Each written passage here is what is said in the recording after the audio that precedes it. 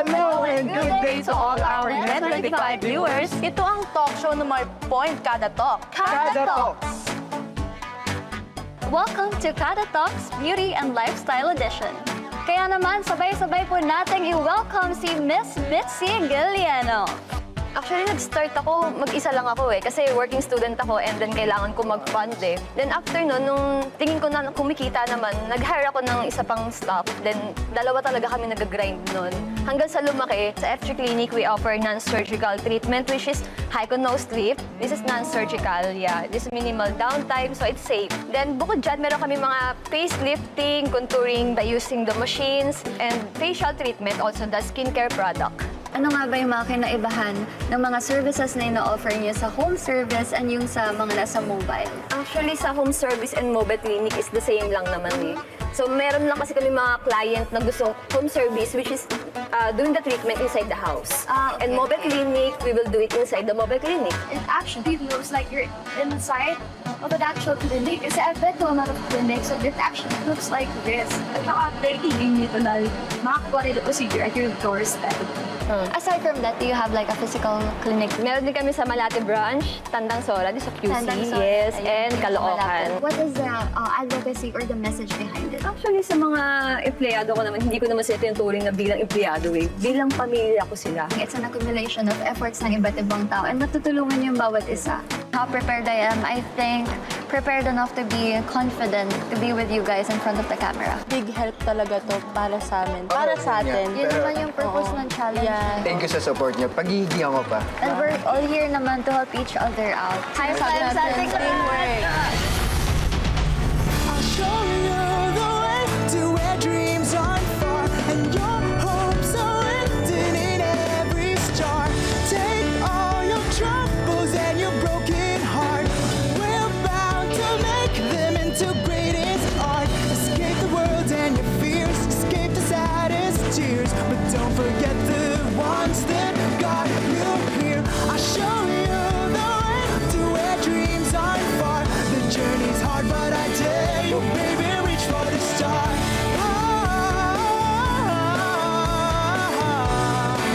I dare you, baby, reach for the stars.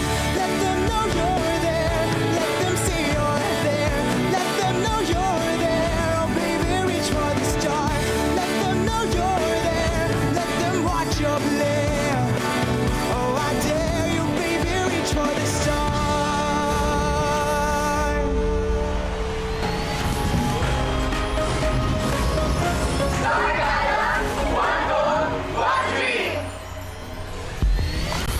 Ang grupo ni Nagia Gonzalez, Enrico Cruz at Rachel Cabresa napasugod sa opisina ng Movie and TV Review and Classification Board o MTRCB para sa kanilang assignment. No less than Chairman Lala Soto ang guest sa kanilang talk show.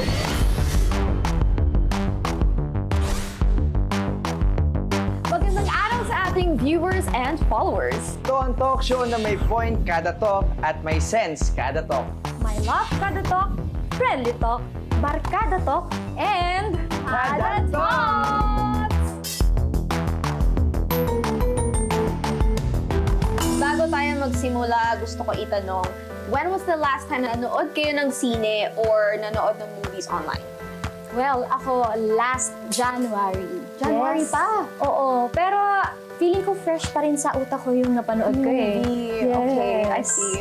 Ako naman, I think last year pinakalas ko talagang napanood. So, do Okay. you prefer online movies, watching online or in the cinema? Ngayon, nanonood ako ng mga sa internet, like sa social media. Pero may marami akong mga kaibigan na, na gusto talaga nila manood sa mga big screen, like yung mga cinema, mga ganyan. Yes, true. Well, ako bet na bet ko ang manood sa cinema. Kasi malaki yung screen, you know, popcorn vibes, mga ganon. Wow. Alam niyo ba guys, sobrang sakto ang cinema feels niyo kasi ang makakausap natin today sa Kada Talks is no less than the very chairperson of the Movie and Television Review and Classification Board, or MTRCB, si Miss Lala Soto! Wow! Hello, Miss Lala Soto! Hello po. Thank you for having us. Yes, thank you. Thank you for coming by. So beautiful. po. Thank you. Thank you for having us. Welcome to the MTRCB, Oh, thank you so Rachel, much. Gia, Enrico. Thank you. May question lang po. Good day Yes. po. Ano po naramdaman niyo po na, ayun po, dahil po sa murang edad, ay ayun po, nagkaroon po kayo ng appointment po sa ating Murang edad. bilang isang chairperson po. Edad. Well, of course, I was so happy. I was so honored when I learned that I was appointed as MTRCB chairperson by the president. Tamang-tama siya. I grew up in the industry and I do have skills rin naman in terms of leadership because of my 18 years of experience in public service. Considering that public service is really my passion. So since MTRCB is one of your main jobs, can we dive deep into the discussion on the MTRCB? Can you tell us how you run this and what do you actually do here? Okay, it is our core mandate to deliver Filipino family value-based media and entertainment, and to, of course, review, rate, screen, classify all television programs except news, straight news, and movies, publicity materials. These are the posters and what the giveaways that they use for the movies, and TV plugs and movie trailers. Okay, that's a lot. That's a lot. Yes. And I'm sure you noticed that when you came into the office, Yes. right? Yes. You saw our board members Yes. really at work. Yes, and I really do see the series as well that are being monitored. Yes, a lot. Seems like a 24-hour. Yes, job it is, to do. definitely. Yes, po. And 24 so, hours naka-monitor. yes, 24 hours. We have, so the board is comprised of 30 board members, 1 vice chairman, and myself, yours truly. So 32 kami sa board. They are the ones who review the films and television programs, lalo na yung mga series that are submitted to us. That's a very thorough job. It's a lot. Yes, that's a lot of work to do. Yes. Every day, we are busy here every day. Wow, definitely. So, speaking of monitoring and classifications, sa bawat palabas in television or online, there is different classifications. Yeah, rating classification. Rating classifications. So, can we start with G, the general patronage? So, what do we expect kapag G ang classification? G is for everybody to see. Okay. Children Safe. are safe to watch the programs without the parents. So, general patronage. Okay, I see. And so for parental guidance naman, PG or patnubay at gabay. I actually memorized the saying sa TV. Patnubay at gabay ng magulang. Yes, so with that, kailangan may katabing adult. Yes, What is the role? patnubay at gabay. So that means PG is parental guidance or patnubay at gabay ay Yes. kailangan, no? Yeah. So these are for children below 13 years of age na it's okay for them to see. The board believes that it is okay for them to see whatever will be exhibited Yeah. on film and on TV, but parents should be there to be able to explain in case there would be questions. To make sure na guided ang pinapanood nila. yes. Very true. So, from PG, we lead to strong SPG. parental guidance. SPG, Eto na striktong si patnubay. striktong patnubay ng mga magulang. Yes. When a classification is given and it is SPG, there may be content that should not be seen by the children, but it's still up to the parents. And kami naman here at the MTRCB, we ensure na ma-explain pa rin siya ng mga magulang in the event na mapanood ito ng bata at pumayag ang magulang. So we will still be very careful in allowing, especially sa TV series kasi yung mga SPG. We also have programs that are rated SPG. So especially when this is the rating that is given to them, adults are expected to already know that you should be warned na there's a possibility that they should not be seeing these things. So you should be prepared. You should be ready to be able to explain what's happening in the scene. Kailangan talaga istriktong patnubay. Yun nga rin, magbabantay ka talaga. Kasi TV lang eh, you only have a remote control and that's it. Every material submitted to us will always be subject to the interpretation and judgment of the board. Objective, straight news are accepted. But it doesn't mean that the MTRCB cannot call their attention. Oh, I dare you, baby, reach for the stars.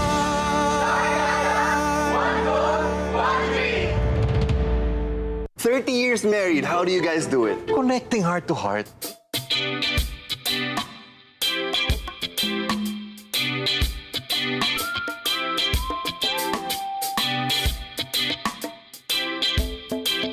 Pero higit sa lahat, yung kimchi nila, hahanga ka talaga. Ganun ba talaga kasarap ang Ganyan ba kalaki ang mukha ko? Pati mga baka matatawa sa'yo. Ganun po ba kasarap talaga ang kimchi? Hindi na ako kakain sa iba.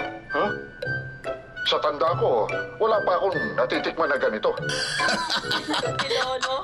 Ano kaya yun? Nagbabayad naman ako para kumain dito. Meron ka ba problema doon? Pasensya na. Tama ka ng pinili. Masarap nga yun kaysa sa kanin. Nagbibiro ka ba? Paano naging mas masarap sa kanin? Oh, aray ko. Ang aso't pusang kaguluhan ni Peter at Mr. Sul sa Kimchi Family. Mamayang gabi na, 8:30 p.m. Dito lang sa Net 25. Let's get together. Sa Net 25. Sa Net 25.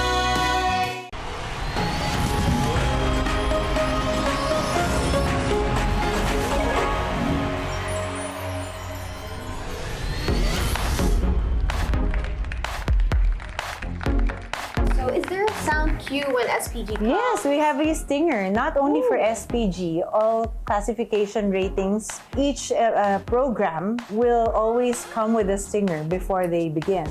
So it's like our way of calling the attention of parents and letting them know, oh, it's another show, you should be worried. Very true. That's also a very smart way to make people recognize each classification, rating classification. Yes. So speaking of SPG, of course, we have X rating. Yes, X Can you rating. tell us about that, po? It's very simple. We and you are rated X Yes. by the MTRCB. You are not allowed to exhibit your material. It is not suitable for exhibition. What makes a palabas or a television series or anything like If that? you go beyond the 7-point guidelines in our presidential decree of 1986, which is the MTRCB charter, there are so many rules Okay, I and see. regulations Yeah. and clearly provided and stipulated in the charter. And of course, considering the cultural Filipino family values.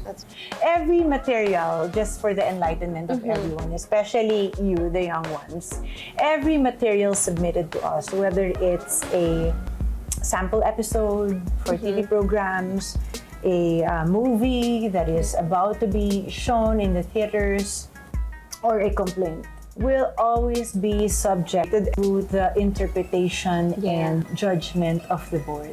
Oh, okay. So there is really no A to Z except the 7-point guidelines. Okay. I'm so thankful they have professionals. Yes. They're all very professional and they're all very well and able and they're all very credible in their own field. Siyempre, hindi mawawala dyan yung kailangan may theme, language, Yes. nudity, sex, violence, horror, at drugs. So, paano po namin mababantayan ng mga underage through this criteria po? These are the ones that the board members consider apart from their own appreciation of the material and their own judgment before approving or giving a particular rating classification for any material. Kami na yung nag-guide sa inyong mga adults. We're the ones who study the 7-point guidelines. Sa inyo, sa public, sa televiewers, ang titingnan nyo na lang is the rating classification issue, which is the G, PG, or SPG for TV. Yes. And then G, PG, R13, R16, R18 for the movies. So, Miss Lala, you've mentioned kanina news and broadcasting is exempted. Am I right? Yes, straight news, objective straight news are exempted. Yes. That's according to the Presidential Decree of 1986. Okay. But public affairs is under our purview. How about video games or podcasts now? They're very relevant in our generation right now. No, they do not belong to our They do jurisdiction. not. Okay. I just want to add, with regard to the straight news, but it doesn't mean that the MTRCB cannot call their attention if okay. we find that they are not supposed to be exhibiting certain content Yes. on TV. I see. Very responsible. All right. So I want to thank you so much, Ms. Lala Soto, Thank for your you. time. Thank you for all the Gia. information as well, and for meeting with Thank us. you, Enrico. Thank you, Gia and Thank Rachel. you. I Thank had you so so much much. fun. I hope this won't be the last time that I Yes. catch up with you. Well, I have the last question. Okay, Yes. sure. Bago What is that? matapos ang ating gusto kong malaman, ano po ang plano niyo this 2024? 2024, we have a lot of exciting plans for the MTRCB. First would be the descriptors that we will be putting in every television program. I think it would help the TV program as well, and additional information and guidance for the supervising adults and the parents. Descriptors, I mean, especially this would work for shows that are SPG. If a taped TV series would like, or they would be required to put descriptors, they would be putting kunyari violence. So at least may descriptors tayo doon. May bullying. That's true. So that's an additional guidance for our parents and supervising adults. And of course, we'll be going around the country for the Responsableng Panonood campaign of the MTRCB, wherein we equip and empower the parents so that they are able to monitor the viewing habits of their children. And how do we do that? By giving them webinars, seminars, trainings, because not everybody knows that there are parental control features and safeguards, especially in the online apps. Oh, yes. That are so many. Too much. that That's are too much. flooding the television set already. All right. Thank you once again for Thank you. blessing us with your presence. Thank you again. Thank you. Pero may tanong lang po ako. Okay, last na ba? Last question lang ako. Last question lang ako. Last na ba yan? Last na to. Last na talaga. Bakit po ang ganda niyo po? Winner siya. Ano to ang secret niyo, Miss Lala? Alright, so yun nga, given na maganda talaga si Miss Lala Soto, can you show us your beautiful... Yes, I'll take you around. Let's go. Yay, let's go! Let's go. Binigyan pa ni Chairperson Lala Soto ng MTRCB Tour ang ating wannabe hosts na sina Gia, Enrico at Rachel. Kaya stay on dahil kasama tayo dyan sa pagbabalik ng Kada Talks ng Road to Starkada. Oh, I dare you, baby, reach for the stars.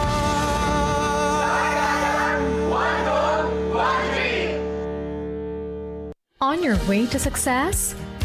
Start with the best. New Era University, where we guide every individual to their natural state of excellence. Enroll now, because New Era University awaits the future we can build together.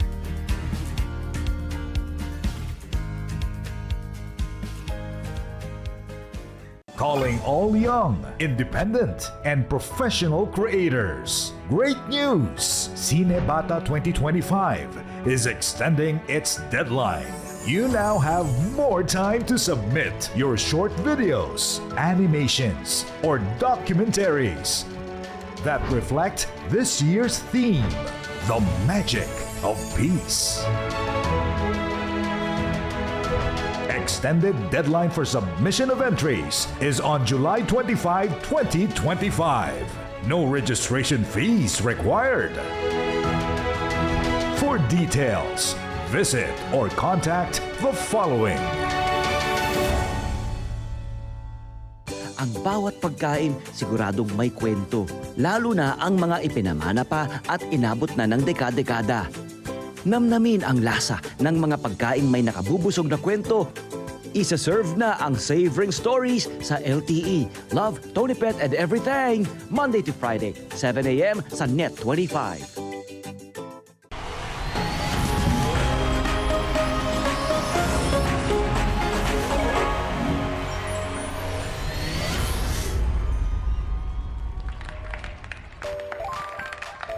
So we're heading to our monitoring inspection unit. Let's try and see it. It's very small now, but their area is under renovation. Contemporary. Nasa renovations yan. It's very cool. Pero, Salvador Banan. Complete. At ito ang kanyang team. Yung iba ay naghihikot sa iba't ibang sinihan. So I was telling them, this is not your area talaga kasi currently under renovation yung talagang bigger space for the monitoring inspection unit. A lot of screens. With really much more screens and super higher technology. Tama? Okay. Wow. Thank you po. Thank you. Thank you.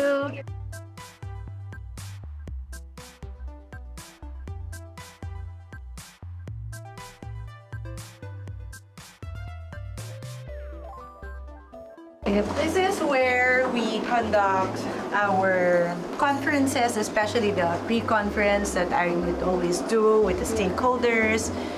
And sometimes we hold our official meetings here and mga MOU signing, Memorandum of Understanding. Yung naririnig nyo, that's from the preview rooms. They're currently reviewing movies as we speak. Wow. And I'll show you our mini theater. Okay.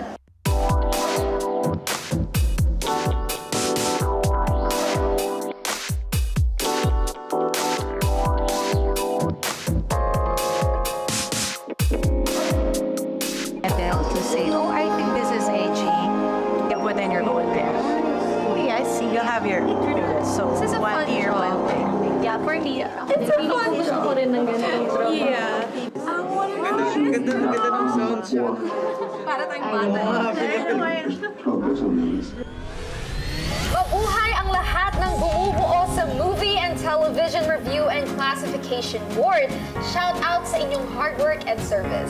I hope nag-enjoy kayo sa aming discussion dito sa show namin na may point kada talk at may sense kada talk. My love kada talk, friendly talk, at syempre, barkada talk. And, kada talk! Pagiging talk show host, you don't just talk. You don't just read the script. You don't just ask whatever's on the script. You have to, kailangan, iba talaga ang wit ng pagiging talk show. You're aware sa peripheral pag may sinasabi ang floor director natin. You also have to be maagap. Katulad nun, there's some questions na hindi pala in sync. So you have to come up with questions that you know are relevant.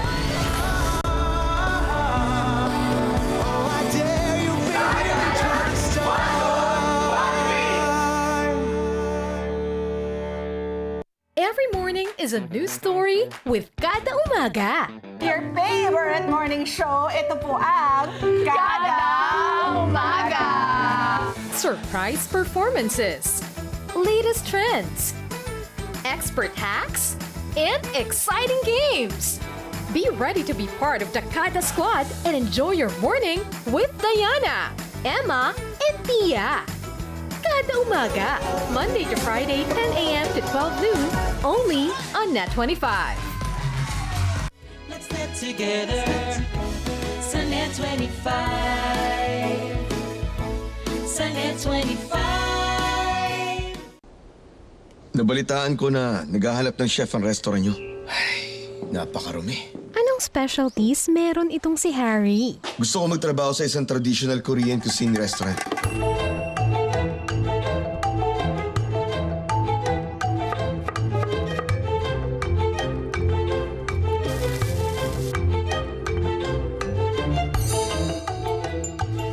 Abangan ang kanyang ihahain sa Kimchi Family. Mamayang gabi na, 8:30 p.m. Dito lang sa Net 25. Let's get together. Sunday 25. Sa Net 25.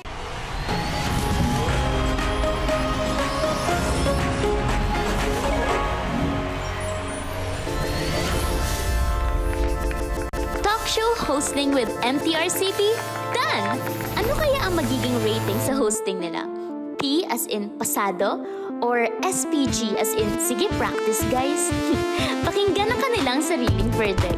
So, guys, let's talk about what we feel after. So, ano ang initial comment and reaction nung nabigay sa atin ng talk show task na to? Nakakakaba, right? Yeah. Ikaw, kinabahan ka ba? Really, I was really more excited to meet Lala Soto because it is talaga honor na mag-interview ng such an important department sa Pilipinas. Totoo, Yeah. totoo. Kahit man ako kinabahan, na-shock din ako sa binigay sa atin yung script. Kasi MTRCB yun eh. Yes, Oo. yes. And, syempre, Miss Tapos, Lala Soto. Yeah. Diba? Chairperson pa yung interview pa natin, no? That's Yeah. true. Ano ang feeling nyo nung nag-roll tayo? A lot of emotions eh. Kinakabahan, natatakot, masaya, excited. So, mixed emotion.